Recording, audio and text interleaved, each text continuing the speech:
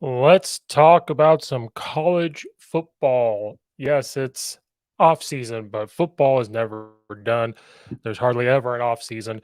So let's just talk about college football on today's episode. One thing that's been brought up about college football is the spring games. How important are they? Is it worth it? You hear some people talk about, well, let's combine practices. Let's have a spring game versus other teams. You've seen the NFL start to adopt this over the last few years where um, you have NFL teams practice against each other, and we've seen fights break out, and people love it. They can scrimmage against each other, and they like the competition. Kind of sees where they measure up versus all the teams, and measuring stick for the people and for the players that they have to evaluate. Because in training camps, they are looking to cut people, they're looking to the rosters, they're looking to everything else. And you notice there's a theme here when we keep talking about college sports now is cutting people and money and contracts and everything else. Well, that's what college football is slowly turning into with the transfer portal, with everything else that is happening in college football. Um, it's becoming free agency. The late Mike Leach, Coach Leach, if you remember, he talked about this. He said if you start to go down this path of paying players, it's going to become free agency. It's going to be no different than NFL because what happens in the NFL? Well, they have guys that come to training camp. They have to earn their spot. They have to be paid. They have agents. They have guys that negotiate a contract. They have everything like that. And what is happening? We're not even talking about college basketball. We talk about college basketball a lot on this with Illinois and Brad Underwood and everything. But what is happening to college sports? Well, you're having the transfer portal and everything else, which we'll do a whole other topic on. But what's happening is it's happening because you're having agents, you're having these people coming in, and you have money being thrown around.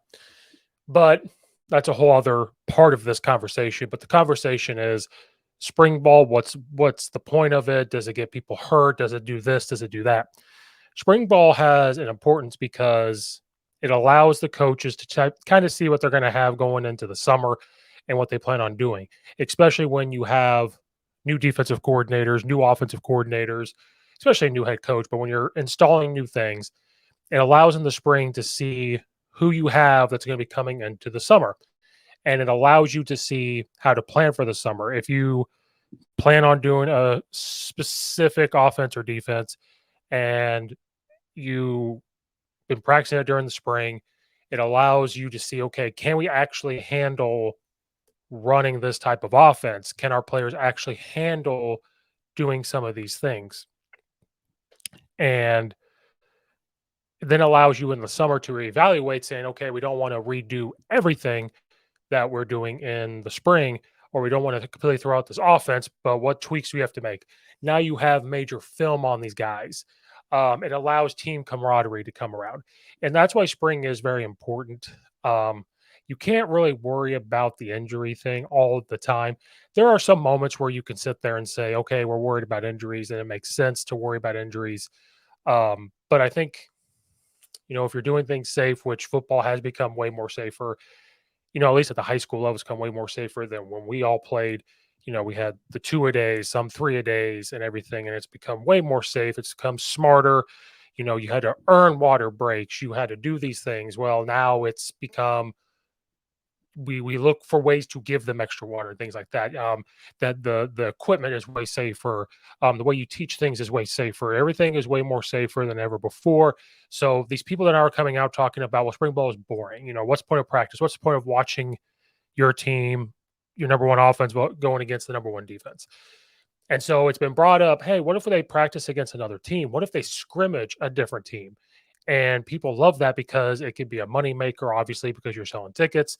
Um, it allows you to see going against different competition, which I can see why you want to do that. In Illinois in high school, you can start to have co-op practices where it's a part of um, your contact days. So in Illinois, I know, you know, I believe it was 25. Then when COVID came around, it was 20, but it's still 20, 25 days where you're allowed to be around your team. And then you could do a co-op.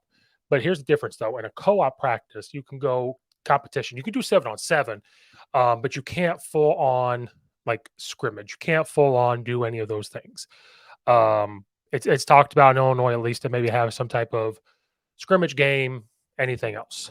So it's been brought up to have college football start to practice against another team. It's starting to talk about what if they have a spring game versus another team. And that part to me, I understand, but I also don't think that they need to go that route because that could lead to injuries in the spring. Now, well, Steve, what's the difference between going against a team versus your number one defense if you're thinking of it from an offensive perspective? Because, well, the quarterback is very much protected in your spring game. I feel like if you decide to go against another team, it's not going to be as controlled. You can have the refs talk about it. That can be somewhat controlled, but in a spring game, you control everything. You can control how it's scored. You can control um, everything else. I just don't think that even coaches want to do this because then it starts to there's film on you no matter what.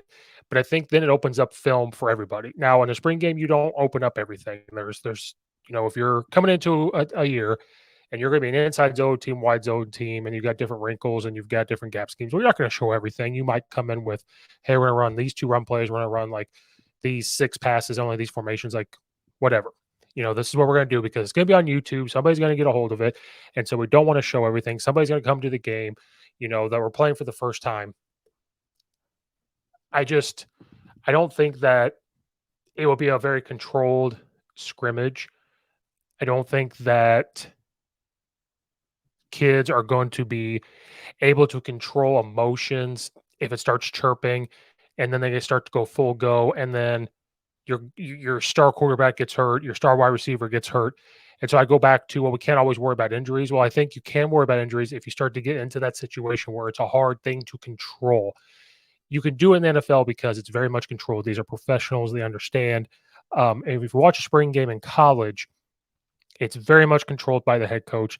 The referees understand as soon as they touch the quarterback, they're done. It's a very quick whistle for the running back. It's your teammates. You're not trying to do certain things. And so then it comes back to what's the point of it? Well, the point is to bring the college together. The point is to create money and do certain things. It's to have competition. It's to bring the campus together. It's to have the football players start to have some fun. They haven't played since November, December, and now you're looking at April, and that's what it's mainly for. It's mainly for coaches and the players and the community and for the college. You start to make spring scrimmages. You start looking into, okay, well, what's the point now? Well, the point is to have competition versus other teams. So I don't know if you necessarily want to do spring games. I think it would just take away from what college football is, which is what we're slowly getting away from is, I don't I want the players to be paid. I want them to make money because I don't think it's right for people to make money off of you and your name, I guess, to put it back that way. Like if you sell a jersey with someone's name on it and someone makes money and you don't see any of it, I don't like that. You look at it from a business perspective of, well, I work for a boss and I make money. Now I need a percentage of that money, right? Whatever it is.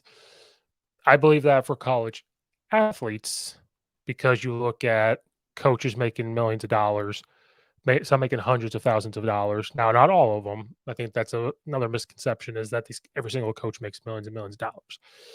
They don't. There's coaches that make hundreds of thousands of dollars, which is still a lot. I'm not saying they live a rough life, but to think that they all make $8 million a year doesn't happen. To think all of them make $1 million a year doesn't happen. But those players, it got to a point where players were doing that. But I think it's one thing to play games, and that's how they make money. But I think when your name, to play games and make money is one thing. You could look at that from a job perspective of not sales. If you're thinking about sales, if I'm somebody that works in sales and I call people, cold call people, do whatever, and I make money for somebody or a company, I deserve a piece of what's going on there. That's why you look at car salesmen or anything like that. Well, I'm making money because I sold this car, but I get a percentage of it. Now, if you're just working for a business and you personally are not selling anything, but the place has to make money somehow, and you deserve money for that because you work for them. And that's the way I looked at college football at first was, well, they're getting paid from a scholarship perspective and they're playing games, ticket sales and everything. They're there to watch them. Coaches get paid that way. Um, and that was okay. Now, when you started looking at NCAA video games, which I miss, you started looking at their names. You started thinking about, well, they can't sell their autographs to make money. That's where I have a problem because it's their name. They can do what they want with it. It's not hurting anybody. So that I understand. You start getting into scrimmage games. It starts really getting into, well, now you might as well just be the USFL or the XFL. We're getting away from traditional college, which is okay. Sometimes okay to break the mold. Sometimes it's okay to do those things. Um, but I think that you start getting away from what makes college great, and that is spring ball. NFL has its training camps in the summer, which are cool. College has their normal workouts and everything in the summer. But I think what makes college football unique is that they can have this spring football, which is really cool. Depending on what college you're at, you can walk right by and go watch your team practice while you're there. They'll take volunteer help. You can go be around the team, which is awesome. Um, it's either free or it's very cheap tickets to go see them, but then you have an opportunity to be part of whatever competitions they have at halftime. I know last year for at least the University of Illinois, they had Marshall Carl come out who went to Illinois and he came out and threw. He was in there. That's fun. They interviewed the coaches on the sideline, and I know with Coach Bielema, what was awesome was they had an insight to what was going on the headset. He was being interviewed, and they had the headset on, and he was literally talking to the offensive coordinator a couple years ago, and they he was saying like, okay, here's what we're going to run. This is what this means, and this is kind of what the headset is. He didn't say everything because you can't repeat everything said on a headset, but I think those are just cool environments. Um, and I think that we can start breaking the mold on some things, but I think you need to leave spring ball alone because then you start dabbling into, work. I mean, more and more of a um,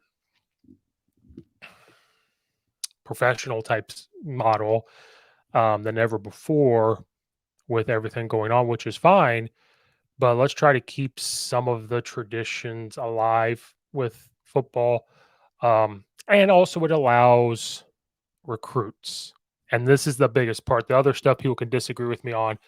The biggest thing I think that you need to stay away from having teams come to your school is recruiting because when you have spring ball practices, you can have your recruits come in, whether it's transfer portal guys, whether it's high school guys, and they get to see what type of practice you have. They can see what you're all about.